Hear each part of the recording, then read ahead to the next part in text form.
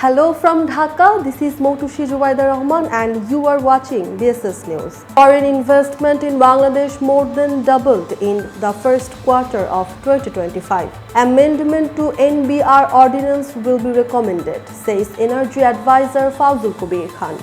Writ filed seeking Judicial Commission to probe Sohag killing. Commission wants to reach logical stage by 30th July, says Professor Ali Riaz. Gaza Civil Defense says Israeli strikes killed at least 29. Now let's go for the details.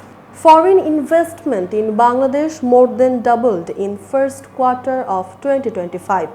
Bangladesh recorded a sharp rise in net foreign direct investment in the January to March quarter of 2025.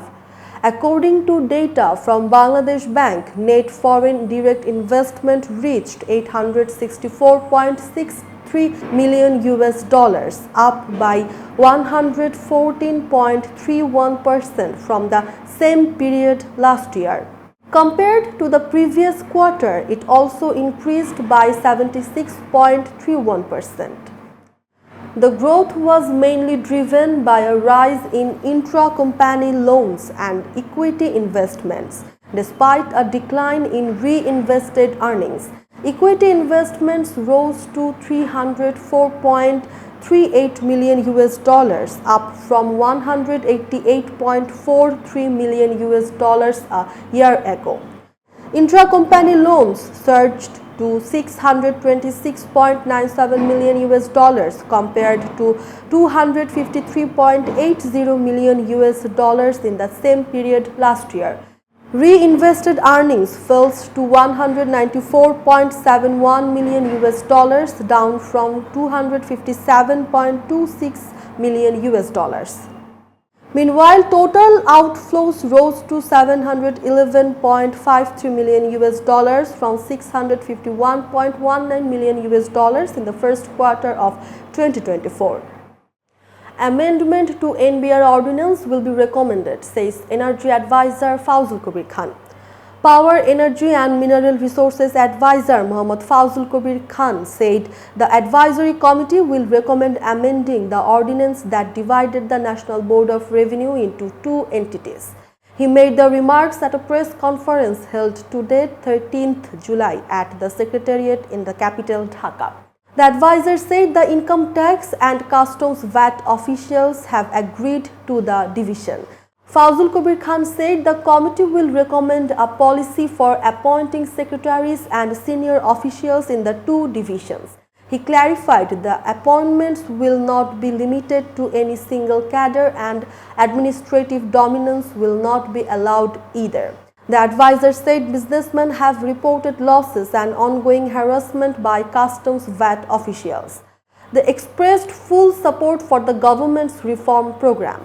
He said the NBR movement stemmed from the conflict between administration and revenue cadres and noted flaws in the ordinance that needed correction. Fazul Kabir Khan said the NBR officials' agitation disrupted revenue collection and trade, including closure of key institutions like Chittagong Port. He added that NBR officials must now regain the government's trust. Writ filed seeking Judicial Commission to probe Sohag killing. A writ petition was filed today, 13th July, at the High Court seeking formation of a Judicial Commission to investigate the killing of scrap metal trader Lal Chand Mohammad Sohag in Midford, capital Dhaka. Supreme Court lawyer advocate Muhammad Yunus Ali Akund submitted the petition to the concerned wing of the High Court. He also requested court directions for arresting the real culprits and providing compensation to the victim's family. The petition is likely to be heard tomorrow, 14th July, by the High Court Division Bench of Justice Qazi Zinat Haq and Justice Ainun Nahar Siddiqa. Lal Chand Mohammad Sohag, aged 39, was hacked, beaten and stoned to death on 9th July near a gate of Sir Solimullah Medical College, Midford Hospital in the capital Dhaka. The police have so far arrested 7 persons for the brutal killing of scrap trader Sohag. Consensus Commission wants to reach logical stage by 30th July, says Professor Ali Riaz.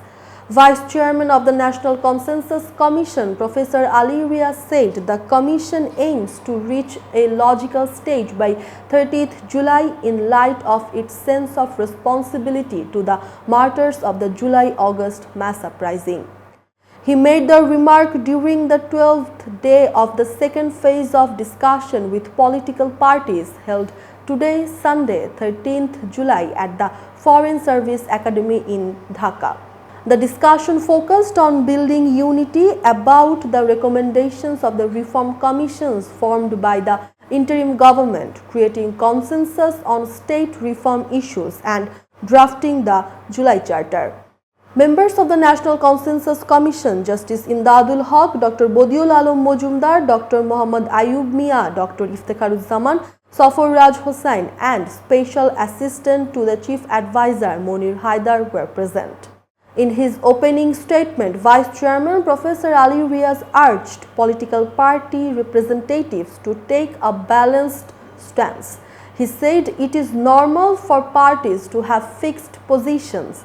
A middle ground is needed to move forward and achieve consensus. A total 30 political parties participated in the discussion, including the Bangladesh Nationalist Party, Bangladesh Jamaat-e-Islami, National Citizen Party, Gano Adhikar Porishad, Gano Sanghati, Communist Party of Bangladesh, Biplobi Workers Party and Amar Bangladesh Party. Earlier meetings covered issues such as the tenure of Prime Minister, the presidential election system, principles of state governance and formation of independent committees for demarcating parliamentary boundaries. Gaza Civil Defense says Israeli strikes kill at least 29.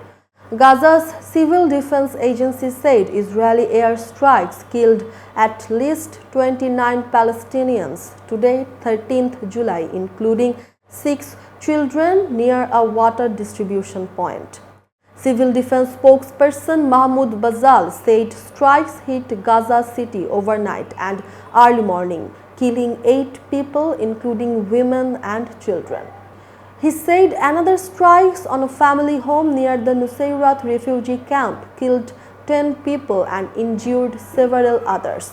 In central Gaza, a drone attack killed 8 people, including 6 children, at a water distribution point in an area for displaced people in Nusayrat.